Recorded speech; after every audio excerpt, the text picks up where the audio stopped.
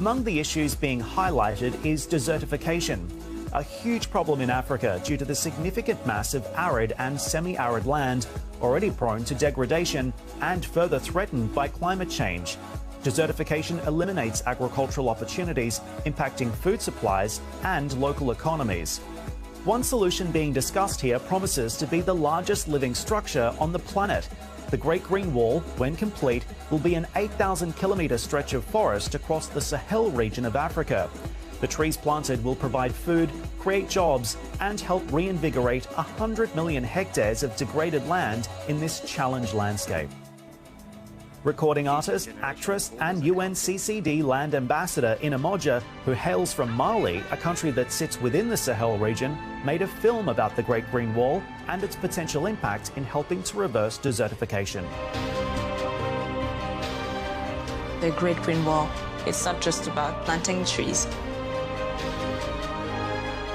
It has to become a movement from the whole continent, from the whole world.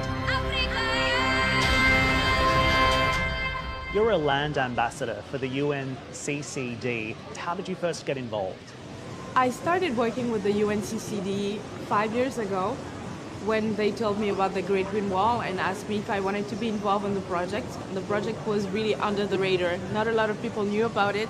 It had started a few years before, but it was still at a very slow pace. And so I worked with them. We created a documentary called The Great Green Wall. And I went on the field in the Sahel. I traveled from Senegal to Ethiopia to go and meet communities and also meet the people who are making the Great Green Wall, who are the heart of the Great Green Wall. And so that advocacy took me 5 years, and I'm very excited because now the Great Green Wall is one of the biggest ecological projects, and it's such an honor to be part of it. What would you say the impact of climate change is in your home country of Mali, for example? What have you seen firsthand? What have you experienced? It's really devastating. I mean, we are already in the future. We live in the future because we live on our skins climate change. It creates forced migration, conflicts, lack of resources, and I'm scared about food scarcity. That is something that is a danger that is in the region.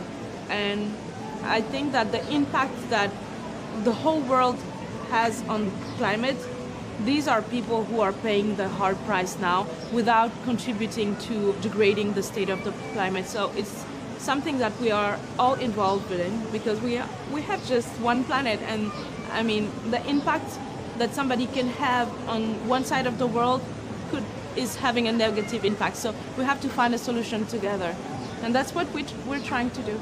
You're also the CEO of Code Green NFT. So how do you make sure that your NFT has a real green purpose and it's not just identifying a problem, but also helping to be part of the solution?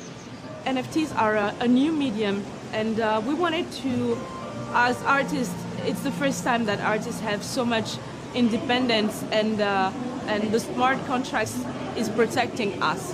And for that, we are using auctions and different drops to raise money. That a big part of the proceeds are going to social and climate solutions on the ground, people who are living on the front line of climate change. So it's really using the NFTs for good with a healing purpose. There's a view out there that governments are very limited in their ability to help make significant change, and multinational corporations should be doing more. I mean, would you agree with that? Absolutely agree that multinationals should be doing more. We all should be doing more, actually. And I think that we're past the finger pointing. There is an emergency now, and we really need to get going now. And I think multinationals, absolutely, they have to do more. Governments have to do more. People, I would like to empower people, to take their destiny into their own hands and educate themselves. Education on climate is not accessible. I mean, it's not just underdeveloped country. Even in developed countries, it's very difficult to educate yourself, and this is something that is a priority, I think.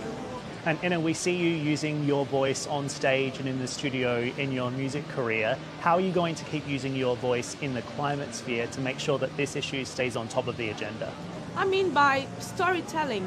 I'm a storyteller, and I that's what we did with the film The Great Green Wall, to bring awareness. And through music, through photography, through my art, I'm telling stories, and I bring the attention of people on what is really happening and make them care about, you know, what is the state of our climate right now.